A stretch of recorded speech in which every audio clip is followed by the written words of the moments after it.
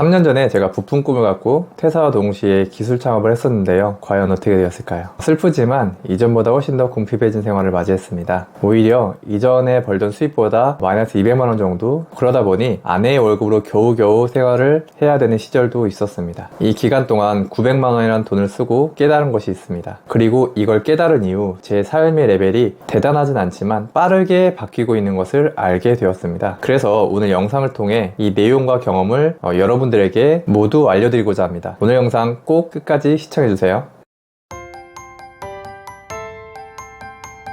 안녕하세요, 방주몽대자입니다. 다들 코로나로 힘들었던 그 시절 기억하시나요? 정말 많은 업종들이 휘청거렸고 가족, 지인들, 대인관계마저 힘들었던 시기였죠. 6년차 보험 영업사원으로 일했던 저에게도 정말 큰 타격이었습니다. 사회적 거리두기로 인해서 사람과 사람이 만나는 대면 업무가 거의 불가능했었고, 그러다 보니 항상 가지고 있던 실적 스트레스 플러스 소득까지 줄어버리니까 미칠 것 같더라고요. 그래서인지 내가 하는 만큼 기술로 일해서 돈 벌고 싶다는 생각이 많이 들었습니다. 여러분들 중에서도 기술로 창업해서 월 500만원, 월 1000만원 번다는 영상을 보신 적이 있으실 거예요. 현재 삶이 불안정할수록 계속해서 그런 영상만 알고리즘을 타는 것 같더라고요. 그래서 저는 그 시기에 유튜브에 있는 관련된 영상을 거의 다 봤을 정도였습니다. 저는 어린 나이가 아니었기 때문에 지금 시작해도 늦지 않고 빠르게 배워서 돈을 벌 수 있는 직업이 뭐가 있을까 고민과 탐색 끝에 내린 결론은 바로 청소였습니다. 사실 기술직 하면 도배, 목공, 용접, 타일, 기타 설비 등 되게 다양하잖아요. 하지만 이런 업종은 뭔가 지금 시작하기에는 좀 늦은 것 같고, 또 충분한 경력, 경험을 쌓아야만 돈을 번다고 하더라고요. 그리고 지금도 핫하지만 그 당시 3년 전에도 핫했던 집수리, 교육비용만 거의 1000만 원 가까이 되더라고요. 그럴 만한 돈이 없었습니다. 일단 저는 급했기 때문에 빠르게 시작할 수 있는 청소업을 선택을 했고요. 그 당시를 좀 돌이켜보면 좀 만만하게 봤던 것 같습니다. 반성합니다. 청소라면 방청소, 세청소밖에 몰랐기 때문에 일단 이론과 실습 다 배울 수 있는 곳을 가자. 그렇게 결혼 한 달 차에 아내에게 이렇게 얘기했습니다. 자기야, 한 달 동안 청소학원을 다닐 거라 한동안 수입이 없을 거야. 그러면 자기 월급으로 살아야 돼. 진짜로 청소 전문학원을 다니는 그 한 달 동안에는 수입이 아예 없었습니다. 당연하게도 보험 영업을 내려놨었던 시기였고, 그동안 아르바이트로 했던 배달도 그만뒀던 시기였기 때문에 수입이 빵원이었습니다. 설레면서도 초조했던 한 달이 딱 지났고, 저는 청소문화부장이라는 사업자를 냈는데 아차 싶더라고요. 어디서 어떻게 일을 구하지? 크게 준비를 하지 못했었습니다. 그래서 저는 부랴부랴 청소업에 종사하시는 분들이 가장 많이 가입되어 있는 카페에 가입을 하면서 활동을 시작했고요. 밤낮으로 카페를 보면서 일거리를 찾아 헤맸습니다. 지금 생각하면 정말 좋은 경험이었다고 말할 수 있지만, 이것저것 배웠다가 시작했다가 그때마다 장비도 샀다가 그렇게 들인 돈이 900만 원이 넘습니다. 돈도 돈이지만 한 달, 두 달, 세 달 시간이 지날수록 이게 맞나 싶었죠.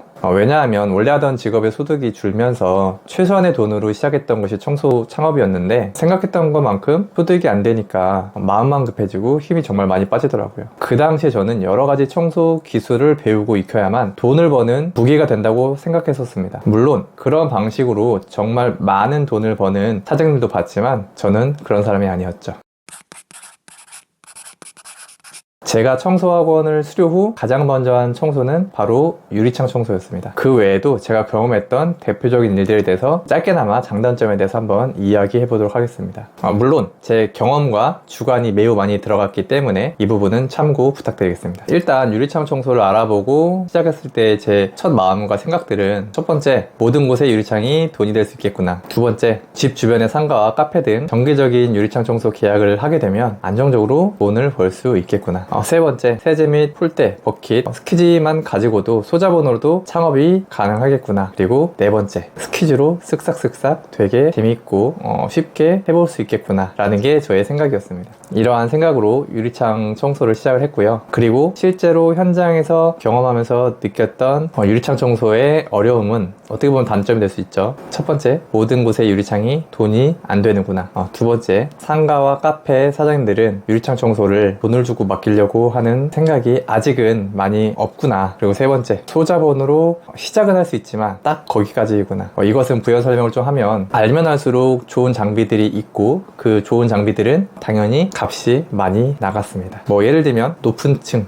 2층, 3층, 4층까지 이 1층에서 청소를 할 수 있는 그 퓨어워터라는 제품들도 있는데, 그런 제품들도 몇백만 원씩 했기 때문에 점점점 장비에 돈이 많이 들어가야 되는 거를 이제 알았고요. 그리고 네 번째, 퀴즈로 쓱싹쓱싹 되게 재밌게 재밌고 쉬워 보였지만 실제로는 이렇게 스퀴지만 가지고 유리창 청소를 하는 게 아니고 물때도 지워야 되고, 물때를 지우려면 기타 뭐 산성 세제든 알칼리 세제든 세제에 대한 이해도도 있어야 되고, 어떤 세제를 어떤 상황에 써야 되는지에 대한 공부도 많이 필요하구나, 이런 것들이 많이 좀 어려웠었습니다. 유리창 청소는 최소한의 세제와 장비만 있으면 청소 전후가 확실하게 다른 결과를 낼 수 있어서 아주 매력이 되게 컸는데, 저 같은 경우는 지식과 경험 부족으로 코팅된 유리창에 청소 칼질을 하면서 기스를 냈었고, 이 기스가 생겨서 제가 받았던 청소 비용에 20배가 넘는 비용을 변상을 해주는 일을 겪으면서 굉장히 많이 자신감도 떨어지고, 시작한 지 얼마 안 됐지만 슬럼프가 왔습니다. 그래서 이런 일을 제가 아예 생각을 못했고, 아마 못한 게 아니라 안 했겠죠. 되게 안 일을 했었기 때문에 좀 어려움이 있었고, 그리고 제가 원래 오랜 기간 영업을 하면서 느꼈던 회의감이 오프라인 유리창 청소 영업을 하면서 저한테 많이 어려움으로 다가왔었습니다. 그 다음으로는 에어컨 세탁기 청소를 일당직으로 이제 따라다니면서 돈도 받으면서 배울 수 있다고 해서 제가 시작을 했었는데요. 성수기에는 좀 바쁘게 움직이면 한 달에 1-2천만 원 벌 수 있다는 말에 제가 많이 혹했었죠. 하지만 이상하게도 저랑은 잘 맞지 않았어요. 저와 함께 시작한 사장님들 정말 재밌고 열정적으로 하시는데, 저는 하면 할수록 되게 흥미도 떨어지고 재미가 없었습니다. 그냥 저는 제 성향과 이 에어컨 세탁기 청소가 좀 맞지 않았던 것 같아요. 그리고 나서 그쯤 입주 청소를 병행하면서 세제조용군 청소도 관심이 많이 생겼었는데, 이제 기계 장비들을 좀 알아보니까 이것도 제가 지불할 수 있는 비용보다 좀 비쌌기 때문에 시작은 못했었고요. 뭐 하수구 트랩 사업 설명회도 여러 번 갔었고, 이거와 더불어 현장까지 제가 한 2번 정도 참관을 하면서 왔었는데, 저랑은 또 맞지 않을 것 같아서 시작은 제가 하지는 못했었습니다. 그러면서 일당을 또 많이 다녔었는데, 뭐 공장 컨베이어 벨트 청소라던가 뭐 주방 청소, 뭐 기타 또 입주 청소 등 이런 청소들도 중간중간 돈을 계속 벌어야 됐기 때문에 진행했지만, 요거는 제가 메인이 아니었기 때문에 일단은 넘어가고요. 세 번째로는 매트리스, 소파, 카페트 청소였습니다. 유튜브에 해당 분야에 관한 영상이 굉장히 많기 때문에 몇몇 대표님께 연락 후에 시작을 하게 됐고요.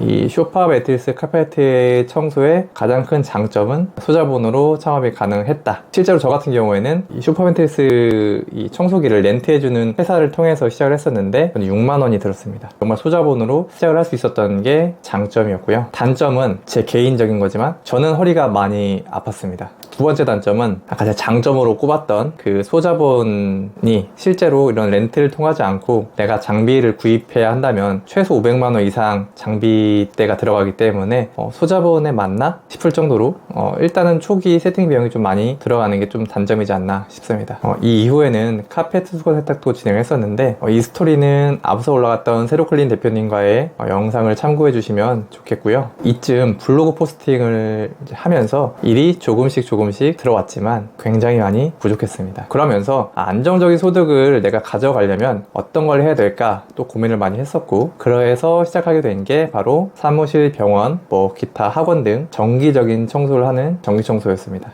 이것도 혼자 제가 아무것도 모르는 상태에서 시작을 할 수 없었기 때문에 누군가한테 도움을 받았어야 되는데, 그 당시에 앞서 말씀드린 그 청소 카페에서 제가 활동을 좀 그래도 했었고, 그 활동을 통해서 알게 된 이 정기청소를 17년에서 19년 정도 하신 임 대표님을 또 알게 됐고요. 그 임 대표님 통해서 일을 또 한 달가량 배우면서 이 강남권에서 전기청소를 시작하게 됐습니다. 물론 이 전기청소도 제가 마음먹었다고 해서 바로 저희 말로는 오더죠. 오더를 딸 수 있었던 건 아니고, 그 카페에는 또 되게 좋은 문화가 있고 그런 일들만 마케팅을 해서 또 이렇게 사업을 하시는 사장님들이 계시기 때문에 그분들 통해서 제가 한 개, 두 개씩 늘려가기 시작했습니다. 전기청소의 장점은 정해진 일을 하면 정해진 돈이 나오는 게 가장 큰 장점이고, 이것은 직장인들이 월급을 받는 것처럼 고정적으로 안정적인 소득을 얻을 수 있는 게 가장 큰 장점입니다. 제가 생각하는 전기청소의 단점은 정해진 일을 하면 정해진 소득을 벌 수 있는데 24시간이라는 시간적 한계 때문에 만약에 1시간을 일을 하면 5만 원을 벌 수 있는데, 그럼 내가 10시간을 일해야만 50만 원을 벌 수 있는 거겠죠. 그래서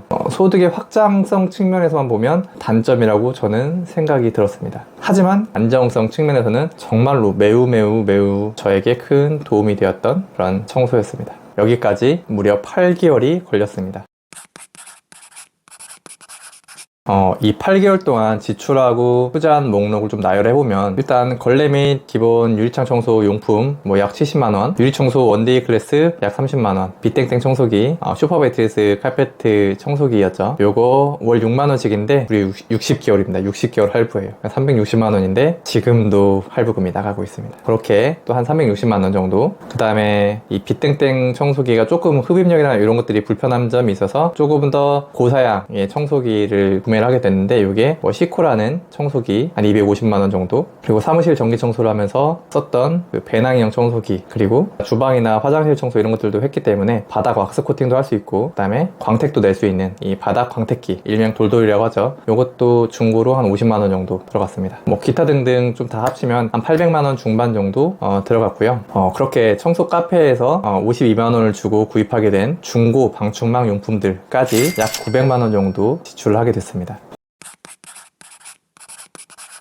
자, 여러분, 돈 많이 버는 방법에 대한 영상을 많이 본다고 내 삶에 변화가 생길까요? 그렇지 않습니다. 아무런 변화가 생기지 않습니다. 하지만 영상에 나온 내용에 어떠한 방법이 숨어져 있고 내가 할 수 있는 것과 할 수 없는 것을 구분해서 바로 실행했을 때는 어떨까요? 정말로 작지만 변화가 생기기 시작할 겁니다. 청소를 비롯한 여러 소자본 기술 창업 또한 마찬가지입니다. 단순히 다른 기술직에 비해 배우기 쉽고 진입 장벽이 낮으니까 나도 한번 도전해볼까? 란 생각만으로 시작하는 게 아니라 자신의 성향과 성격, 현실적인 요소들을 충분히 인지하고 준비 단계를 거쳐 시작했을 때와 그렇지 않았을 때는 표치에 도달하는 시간과 결과 또한 다를 수밖에 없습니다. 즉, 충분한 탐색과 실행력이 뒷받침되어야만 실패할 확률이 낮아진다는 이야기입니다. 그렇다면 처음 가졌던 생각처럼 다양한 청소 기술과 경험이 저의 무기가 되었을까요? 아닙니다.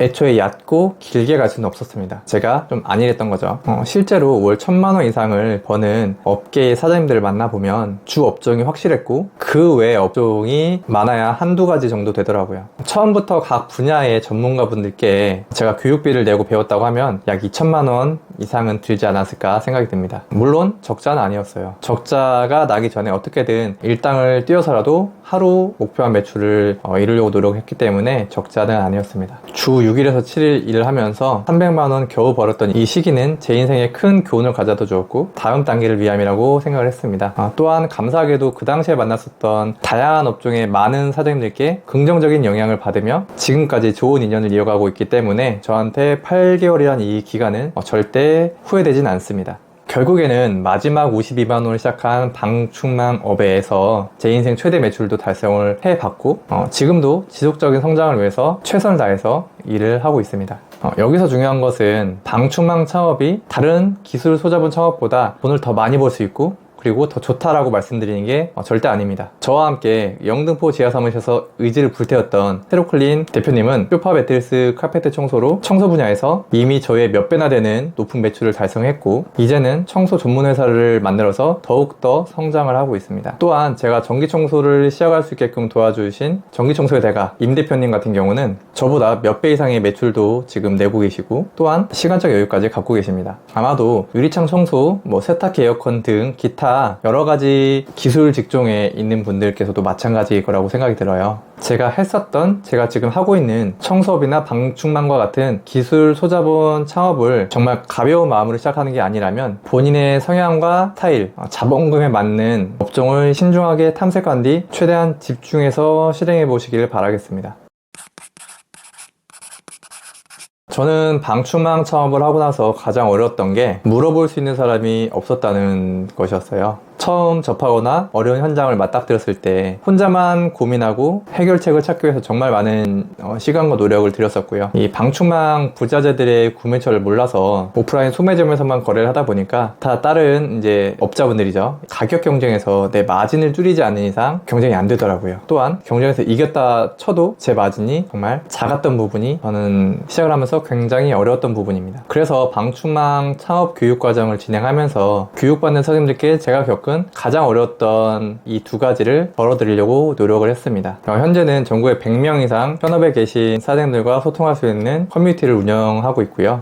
방충망 관련 자재와 제품을 생산하는 여러 공장에서 할인된 금액으로 구매할 수 있도록 유통망을 구축해 놨습니다. 요즘 많이 드는 생각 중에 하나인데, 주변에 같은 방향을 바라보며 어려운 점이나 해결 방안 등 고민을 나눌 수 있는 사람이 곁에 있다는 것이 정말 큰 행복이더라고요. 성공과 실패라는 건 어찌 보면 한 끗 차이이기보다는 무언가를 한 것과 안 한 것의 차이에서 다른 결과가 나온다고 생각을 합니다. 저는 8개월 동안 방황을 하다가 제 성격과 성향에 잘 맞는 재밌게 일할 수 있는 이 방충망업에 집중했을 뿐입니다. 제가 하고 있는 방충망업에 대해 관심이 있거나 도전을 고민하시는 분들이라고 하면 아래 고정 댓글에 링크를 클릭해주세요. 충분히 탐색하시고 그리고 결정해도 늦지 않습니다. 오늘 영상이 도움이 되셨다면 구독과 좋아요, 알림 설정까지 부탁드리겠습니다. 지금까지 방충망 대장이었습니다. 감사합니다.